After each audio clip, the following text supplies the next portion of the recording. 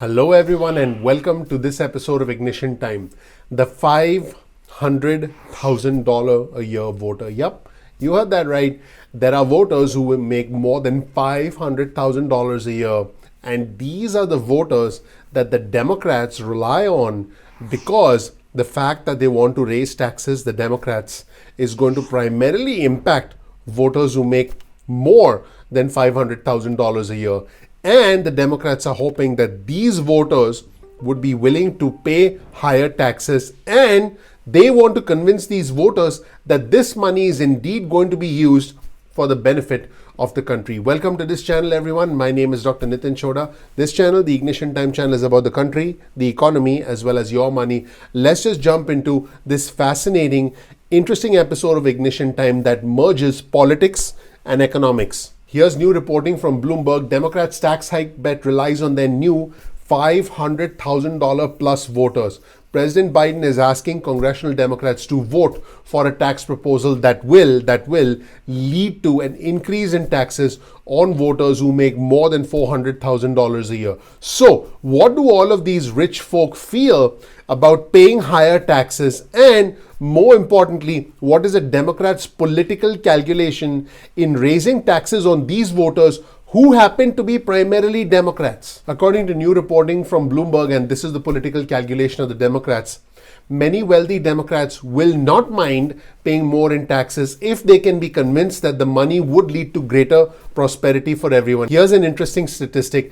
Democrats now represent 65% of taxpayers with a household income of $500,000 or more, which means that amongst individuals who make more than $500,000, almost 7 out of 10 households are Democrats, according to data from the IRS, because the IRS can take that data, which is, what your income is and how many taxes you pay, and merge that with your political affiliation, whether you're a registered Democrat, whether you're a registered Republican. Quite fascinating. And as Congress is considering the massive $2.25 trillion infrastructure bill, Democrats are actually telling their constituents about how much this is going to cost and telling them that, hey, you're going to have to pony up more taxes so that we can pay for this infrastructure. If you've been following my channel, you've heard me talk about this before. Politics is about timing, opportunity, it's about tribalism, and it's about perception. Here's another quote from the Bloomberg article. The sales pitch reflects their theory, meaning the Democrats' theory, that wealthy Democrats will support paying higher taxes because of a changed economy and a political realignment that puts cultural issues ahead of traditional pocketbook issues in voters' minds. In other words, rich people are more likely to say, hey, I want a better world, I want a more fair world, I want better roads, I want better bridges, I want an overall better infrastructure in our country, and I'm willing to do my part to help us get there. Here's an interesting quote from Tom Malinowski, who's a Democrat who represents a wealthy district in New Jersey. Many of my constituents would be willing to pay the bill if what they're paying for is visible, tangible, and useful to them. And folks, as far as Bloomberg is concerned, as far as their reporting goes, Republican voters are generally poorer. Guys, don't blame the messenger. Here's a quote from Bloomberg. An anti-tax ethos remains part of their party's DNA, meaning the Republicans, even as fewer Republican voters would pay the tax increases directly. Nearly 3/4 or 74% of taxpayers in Republican districts had a household taxable income of less than $100,000, according to the IRS statistics, and they would not see their income taxes rise in President Biden's plan. Here's another quote from the Democrat in New Jersey, Malinowski. I think President Biden gets it. He's selling this plan primarily as a way to rebuild America. That all makes sense to the people I represent. That's an investment with a high return. Now, I want to give our viewers and subscribers an idea of how the political and the economic landscape has evolved over the past 20 years. This is fascinating reporting from Bloomberg. Let's take a look at this chart on your screen that represents that wealthy district.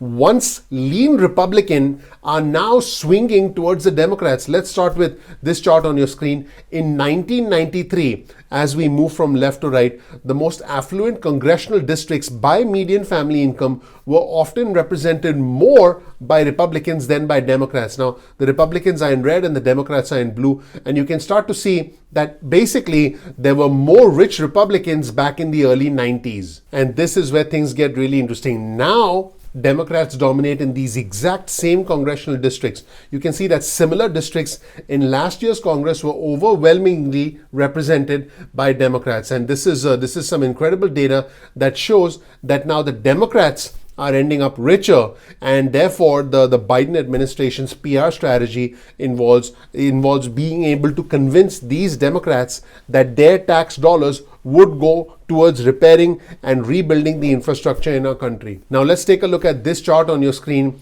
Taxation with representation. This represents congressional districts with more than 10,000 taxpayers making $500,000 or more per year, and you can see these are largely represented by Democrats. You can see that as far as Republicans making more than $500,000 a year, in other words 10,000 or more individuals making $500,000 or more each year, they are represented in the bright red color. And you can see that there are very few such regions scattered across the country. However, take a look at the darker blue portions and take a look at the lighter blue portions. You can see that these are more geographically distributed, more geographically apparent on the map. This represents that more and more Democratic regions, by the way, this is also tied to education level, but more and more Democratic regions have 10,000 or more individuals making more than $500,000 a year spread out across the country. Again, this chart on your screen speaks volumes because it shows that the number of individuals making $500,000 or more in numbers of 10,000 or more belonging to the Republicans are few and far between compared to the Democrats. So this is a chart, this is an image that speaks volumes. Now let's hear from Representative Tom Suozzi, who's a New York Democrat, and his district ranks 6th in the country by way of individuals who make more than $500,000 a year.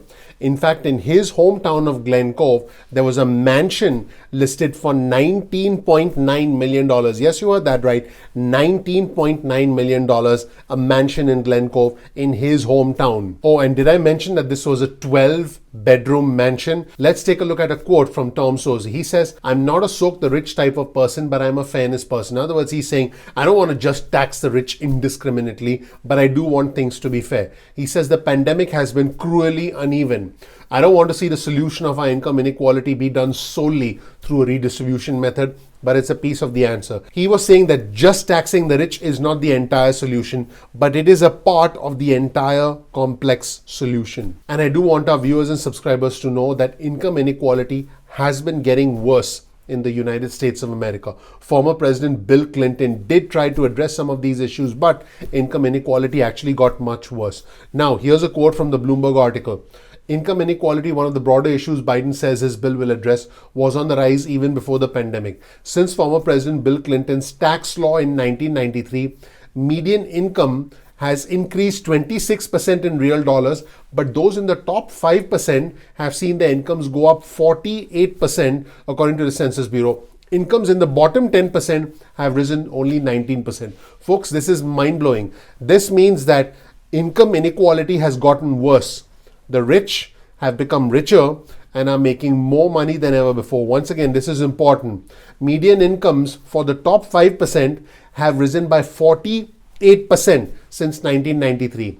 And median incomes for the bottom 10% have risen only 19% since that time. What this means is the rich simply got richer, made more money than ever before, and the poor made a little bit more money, barely enough to keep up with the cost of inflation, because remember, inflation's between 2 and 3% every year. So your dollars buy less stuff every year. Your dollars get weaker every year. But for the rich, they are not only able to make more money to fight inflation, they're able to make money to grow their wealth because asset prices have gone up. The price of real estate has gone up. Stocks continue to surge, continue to be at all-time highs. And the poor cannot afford to buy real estate, cannot afford to buy rental properties, cannot afford to buy stocks. So the poor are stuck in the same cycle over and over and over again. Here's the cycle of poverty on your screen. As you can see, you have heard me talk about this before on my channel.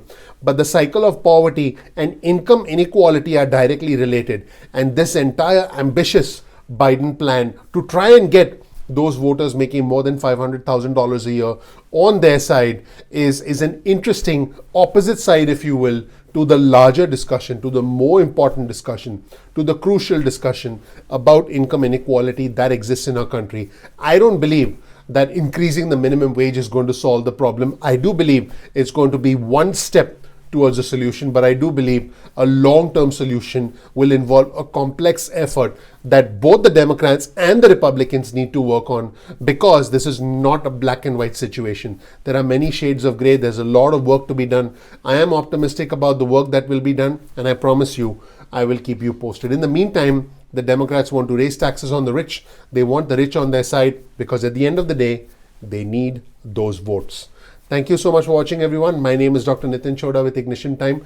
Please click the like button. Please subscribe. Please enable notifications. Also, right there.